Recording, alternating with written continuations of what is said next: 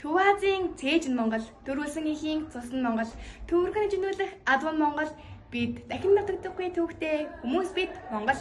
Шимийн нийтлэл ирээдүйн Монголын эдис тэдний бүтээх багш сургууль хүмүүжүүлэгч энэ бичлэгийг үзэж байгаа та бүхэнд энэ өдрийн мэдээг төшөөлье. Сэлэн аймаг Мандал сумын 2 дугаар сургуулийн 11-ийн А ангийн сурагч Дэлгэцрүү огтой Саланг миний бие та бүхэнд сумын оролцоо сумын хөгжилд бидний оролцоо сэдвээр илтгэл хэлцүүлэхээр та бүхний өмнө засаад байна.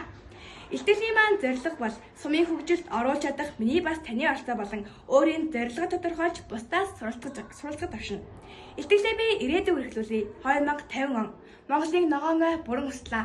Гол мөрөн юу ч хөвширгэн хүмүүс сүүлчийн балга бас багхан баян бүрдний төлөө дайхлуулж байна. Та мөрөдөг хүсэж байна уу? Үгүй л болов уу?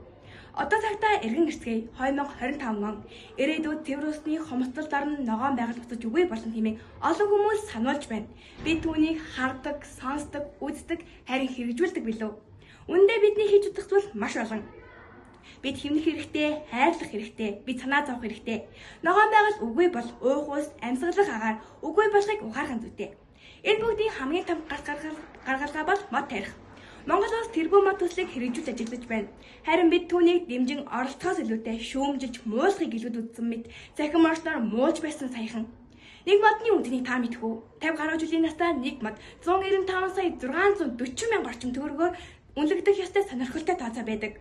Ширсэн гол мөрөг ногоон үгүй, газар шороо, бороо үгүй зунийг та үзсэн үү? Би үзсэн. Багада тавгаж өссөн голмын ширгэж зугаалж явсан ногоон байгаль хагдарсан, шарал зүдэгдэх тун ховрхон орох бороо.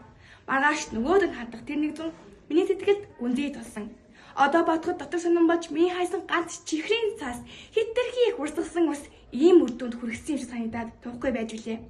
Дараа харамсахгүй тулд одоо л ямар нэг зүйл хийж эхлэх ухаарах цаг нэржээ. Нэг удаа гадар зүүн багшаасаа голын эхлэлийг асуухад уулын ориглаас баг багаар нийл сэрнийг болж цааш урсдаг ба тэднийг барьж тогтоон урсгад модны үндэс чухал үүрэг гүйцэтгэх тухайд урдсан. Тэгэхэд модны үн тэнийг илүү мэдэрч билээ. Одоо өнгөрсний дурдъя 1990 он Монгол улс Азийн цагаан орон арчил гарсан цаг үе. Уул ус тэгшгэн ногоон хоггүй орчин хинээж атаархлыг төрүүлэх жаргалтай амьдрал. Одоогоос 30 жилийн өмнө харин 30 жилийн дараах амьдралаа энэ илтгэлийн эхлэх шиг байхыг хинч хүсэхгүй. Манай өмнө жилийн хавар анхны ногоон байгууламжид хувь нэмрээ оруулсан. Энэ нь бортог буюу үрцэдгэний савнд шороо хийж модны үрсэлгээ бэлдэх. Энэ хэдий цалинтай ажил хэдий ч хүүхэд бүр бидний хийсэн зүйл өр өгөөжөө өгөөсэй гэсэндээ тэрхүү ажлыг чин сэтгэлээсээ хийсэн.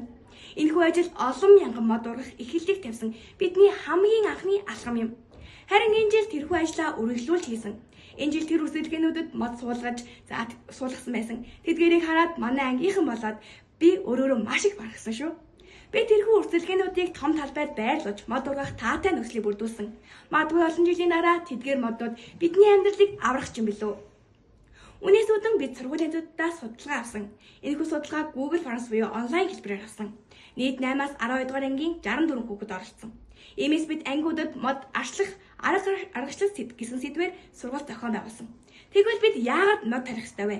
Мод тариханд байгаль орчин болоод хүний сэтгэл санаа дурсамжид асар их эерэг нөлөө үзүүлдэг бөгөөд ач холбогдол ашиг тусыг нь дурдаад байвал дуусахгүй юм.